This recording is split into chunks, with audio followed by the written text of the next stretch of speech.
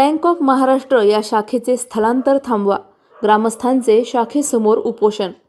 शेवगाव तालुक्यातील वरूर येथील bank of Maharashtra या बँकेचे स्थलांतर शेवगाव या ठिकाणी होऊ नये यासाठी ग्रामस्थांचे वरूर बँकेच्या शाखेसमोर उपोषण।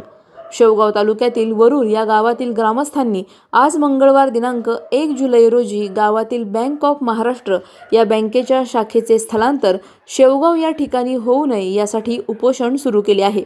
ग्रामस्थांचे म्हणणे आहे की बँक सर्व सुविधांनी संपन्न असूनही बँकेचे स्थलांतर शेवगाव या ठिकाणी केल्यानंतर ग्राहकांना याचा त्रास सोसावा लागणार आहे। तरी हे बँकेचे होणारे स्थलांतर तात्काळ थांबवावे या मागणीसाठी वरूर व पंचक्रोशीतील ग्रामस्थांनी बँकेच्या शाखेसमोर उपोषण सुरू केले आहे। इथली बँक ऑफ महाराष्ट्राची शाखा गेली 42 वर्षापासून इथे चालू आहे।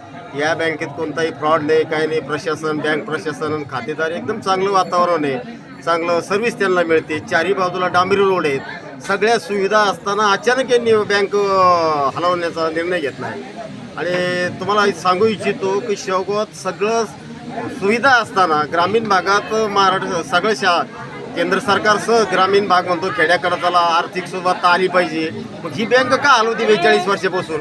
18 राष्ट्रीयकृत बँक शेवगावात आहेत। 150 बँकेचं पतसंस्थेचं जाळं आहे। आर्थिक चलन शेवगावमध्ये कितीतरी। मग या गावाला, या बँकेला 9 गावाची संलग्न गावासाठी बँक ही, 9 गाव याला जोडलेले असताना जवळजवळ 13 ते 18 हजार खातेदार आहेत। इथं अपंग आहेत, शिष्यवृत्ती आहे। या गावामध्ये काय नाही, या गावामध्ये हायस्कूल आहे, शाळा, सगळ्या मराठी शाळा आहे, तीर्थक्षेत्र हे सगळं। माझं नाव रायमान शाकीर सय्यद, वरूर। मी अपंग आहे आणि इथून बँक गेली नाही पाहिजे, नाही तर मी आत्महत्या करीन। बँक नाही गेली, अधिकारी आले होते, अधिकाऱ्यांनी तुम्हाला काय सांगितलं, तुम्ही त्यांना काय उत्तर दिलं?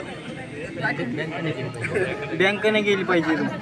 बरं, मी मला शेवगाव जाता येत नाही जाता येते। पायाने अपंग आहे का तुम्ही? हां, दोन्ही पायाने अपंग। बरं, आजी कशासाठी बसलो आपण इथं उपोषणाला? आपण उपोषणा असं बसलो का माझी परिस्थिती तुम्ही तुम्हाला नाजूक आहे।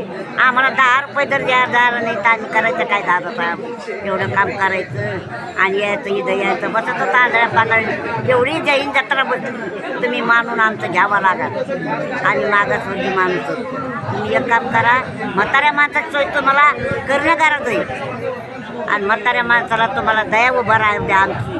आज 2 रुपये काढायला गेलं तर आम्ही कशाने काढायचे, कशाने यायचं, कशाने जायचं, काय करायचं हे तुमची तर आमची दखल तुम्ही घ्यायलाच पाहिजे आणि आज आम्हाला निर्णय लावलाच पाहिजे। अधिक माहितीसाठी स्टार इंडिया 1 न्यूज पाहत रहा। चॅनलला सबस्क्राईब करा आणि अशाच अपडेट्ससाठी बेल आयकॉन दाबा।